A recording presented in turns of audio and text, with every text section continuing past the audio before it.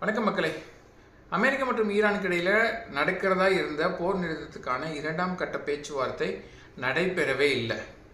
நம்ம ஊரில் போலீஸு பொய் கேஸு போட்டு இந்த தப்பை நீ தான் பண்ணுன்னு ஒத்துக்கோ அப்படின்னு சொல்லி டார்ச்சர் பண்ணுற மாதிரி அமெரிக்கா ஈரானை இந்த பாயிண்ட்டுக்கெல்லாம் நீ ஒத்துக்கிட்டு கையெழுத்து போடு போர் நிறுத்தத்துக்கு வா அப்படின்னு சொல்லி கட்டாயப்படுத்தி கூப்பிட்டு இருந்தாங்க.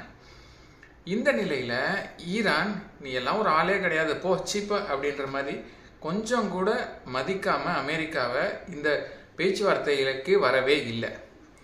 இதனால் பேச்சுவார்த்தைக்கு போகிறதா இருந்த ஜேடி வான்ஸ் தலைமையிலான ஒரு குழு அமெரிக்காவிலேருந்து பாகிஸ்தானுக்கு போக வேண்டியது.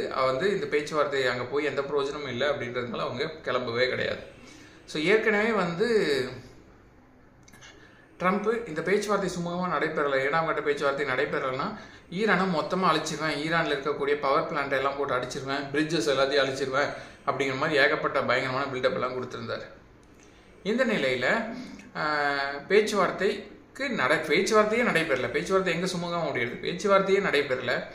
ஆனால் சீஸ்ஃபயர் அனௌன்ஸ் பண்ண டேட் முடிஞ்சு போச்சு. இந்த நிலையில் சீஸ்ஃபயர் அனௌன்ஸ் பண்ண டேட் முடிஞ்சதுனால ட்ரம்ப் என்ன பண்ணியிருக்காரு அப்படின்னா காலவரையற்ற சீஸ்ஃபயரை மறுபடியும் அனௌன்ஸ் பண்ணிட்டார்.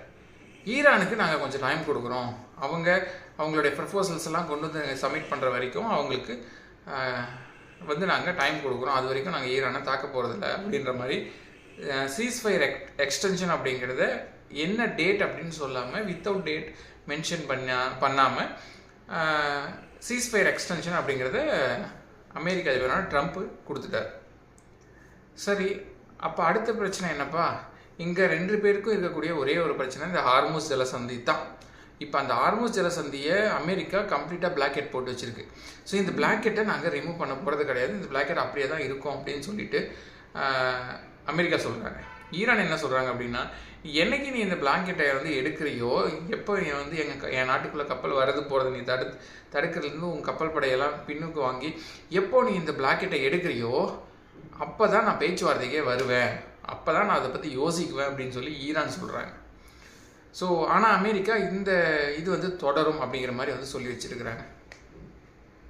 இந்த நிலையில் அமெரிக்கா பண்ணக்கூடிய சில விஷயங்களெல்லாம் வச்சு பார்த்தோம் அப்படின்னா இது எங்கே 3ஆம் உலக போரில் கொண்டு போய் விடுமோ அப்படிங்கிற மாதிரியான பல நாடுகளுக்கு அச்சத்தை ஏற்படுத்தியிருக்கு.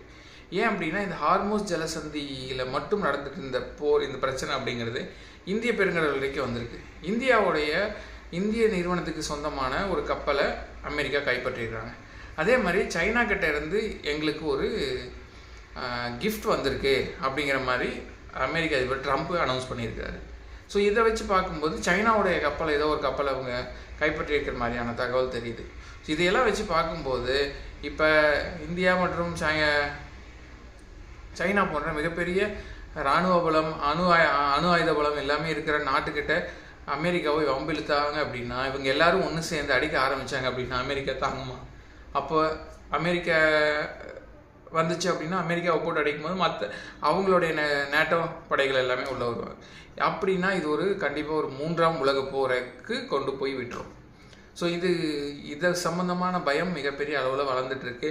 அதே மாதிரி அமெரிக்காவிலேயே ட்ரம்ப்போடைய அரசாங்கத்துக்கு எதிரான பல போராட்டங்கள் நடந்துகிட்ருக்கு. ரீசெண்டாக பார்லிமெண்ட்லேயே, அமெரிக்காவுடைய பார்லிமெண்ட்லேயே ட்ரம்ப்புக்கு எதிரான முழக்கங்களாக எழுப்பப்பட்டு அங்கே போராட்டம் நடத்தப்பட்டதாக தகவல் சொல்கிறாங்க. ஸோ இந்த நிலையில் ட்ரம்ப் காலவரையற்ற சீஸ்ஃபயர் எக்ஸ்டென்ஷன் அப்படிங்கிறது கொடுத்துருக்குறாங்க. ஸோ இதெல்லாம் வச்சு பார்க்கும்போது இது எங்கே போய் முடியும் அப்படின்னு தெரில. மொத்தத்தில் ஓரளவுக்காவது இந்த போர் முடிஞ்சு இந்த 2 நாடுகள் பிரச்சனை, இந்த 2 நாடுகள் மட்டுமே வச்சுக்கிட்டு இவங்களே பேச்சு தீர்த்துக்கிட்டாங்களோ இல்லை சண்டை போடுத்தி இவங்க 2 பேருக்குள்ளே மட்டும் இருக்கிற வரைக்கும் இந்த பிரச்சனையும் இல்லை. இது மற்ற உலக நாடுகளுக்கெல்லாம் போச்சு அப்படின்னா மிகப்பெரிய பிரச்சனை ஏற்படுறதுக்கான வாய்ப்புகள் இருக்குது. இப்போதைக்கு பேச்சுவார்த்தை நடக்கலை, சீஸ்ஃபயர் எக்ஸ்டென்ஷன் அப்படிங்கிறது நடந்திருக்கு. மேற்கொண்டு காலவரையற்ற சீஸ்ஃபயர் அப்படிங்கிறது அனௌன்ஸ் பண்ணியிருக்கிறாங்க. அமெரிக்கா போட்ட பிளாக்கெட்டை ரிமூவ் பண்ணவே இல்லை. அது பிளாக்கெட் ரிமூவ் பண்ணால் தான் பேச்சுவார்த்தை வச்சு நாங்கள் யோசிப்போம் அப்படின்னு சொல்லி ஈரான் சொல்கிறாங்க. ஆனால் இந்த பிளாக்கெட்டை நாங்கள் ரிமூவ் பண்ண போகிறது கிடையாது அப்படிங்கிற மாதிரி அமெரிக்கா சொல்கிறாங்க. ஆனால் சீஸ்ஃபயர் எக்ஸ்டென்ஷன், காலவரையற்ற சீஸ்ஃபயர் எக்ஸ்டென்ஷன் அப்படிங்கிறத கொடுத்துருக்குறாங்க. ஏன்னா இந்த போரில் கிட்டத்தட்ட ஏகப்பட்ட செலவு அமெரிக்காவுக்கு பயங்கரமான பொருட்செலவு ஏற்பட்டிருக்கு. இது மேற்கொண்டு மறுபடியும் இவங்க போர் செஞ்சு சண்டை செஞ்சு போனாங்க அப்படின்னா மறுபடியும் இது எங்கேயோ போய் முடியும், மறுபடியும் இந்த செலவு அதிகரிக்கும்.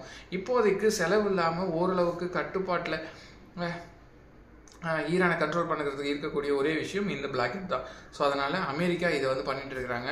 ஸோ இதை பற்றி நீங்கள் என்ன நினைக்கிறீங்க அப்படிங்கிறத மறக்காமல் கமெண்ட்டில் சொல்லுங்கள். ஈரான் பண்ணுறது பெஸ்ட்டாக கரெக்டாக, இல்லை அமெரிக்கா பண்ணுறது பெஸ்ட்டாக, இல்லை இந்தியாவுடைய கப்பலை, இந்திய நிறுவனத்துடைய கப்பலை அமெரிக்கா கைப்பற்றி இருக்கிறாங்க, அது பற்றி நீங்கள் என்ன நினைக்கிறீங்க? சீனாவுடைய ஒரு கிஃப்ட் எங்களுக்கு வந்திருக்குன்னு சொல்லிட்டு அமெரிக்கா அதிபர் ட்ரம்ப் சொல்லியிருக்காரு, அதை பற்றி நீங்கள் என்ன நினைக்கிறீங்க? எல்லாமே 1 by 1 வந்து கமெண்ட்டில் சொல்லுங்கள். நாளைக்கு வேறு என்ன நடந்திருக்கு விஷயம் அப்படிங்கிறத பற்றி இன்னொரு வீடியோவில். அதுக்கு முன்னாடி நம்ம சேனல் நீங்கள் இன்னும் சப்ஸ்கிரைப் பண்ணாமல் இருந்தீங்க அப்படின்னா மறக்காமல் சப்ஸ்கிரைப் பண்ணிவிடுங்க. நீங்கள் யூடியூப்லேயோ இல்லை யூடியூப்பில் பார்த்தா சப்ஸ்கிரைப் பண்ணுங்கள், ஃபேஸ்புக்லேயோ இல்லை இன்ஸ்டாகிராம்லேயோ பார்த்தீங்க அப்படின்னா நம்மளை ஃபாலோ பண்ணிக்கோங்க. டாட்டா, பாய்.